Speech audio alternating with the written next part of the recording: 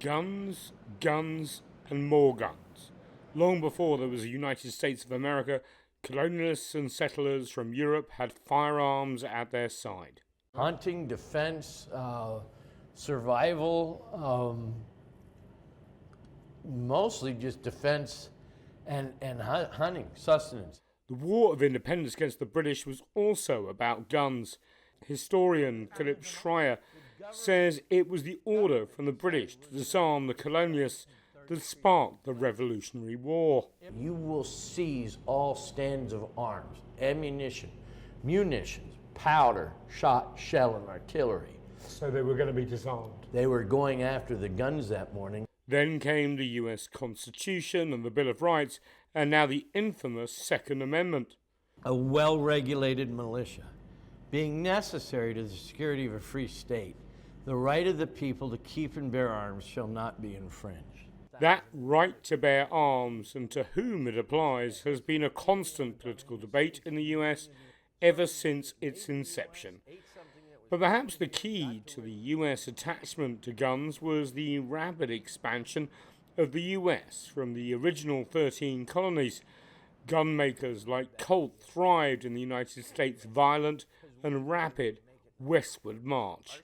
He writes a letter to Sam Colt, and he says, look, I need 1,000 of your guns for the Mexican-American War. You know, I need 1,000 of your revolvers. Then, of course, came the US Civil War, the advent of the so-called repeating rifle, a weapon that could fire multiple bullets before needing to reload, the predecessor to today's semi-automatic weapons. There is also a deep cultural, even psychological attachment for many Americans to their guns, wrapped up in notions of freedom and individualism. But the thing is that you don't win independence. You don't get yourself out from oppression with corn stalks. You do it with guns. And to be armed is to be free.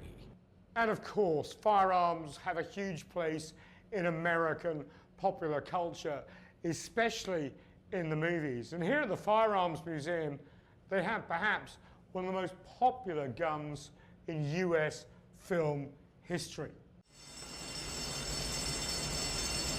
I know what you're thinking.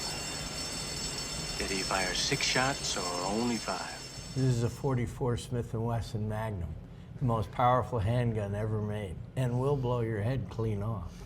So the question is, do you feel lucky? Well, do you, punk?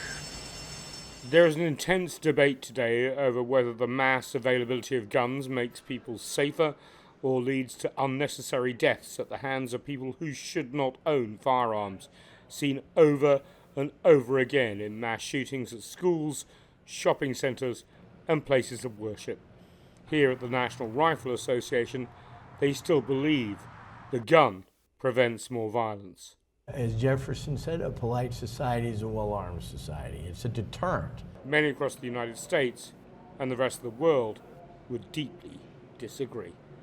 Nathan King, CGTN, at the National Firearms Museum, Fairfax, Virginia.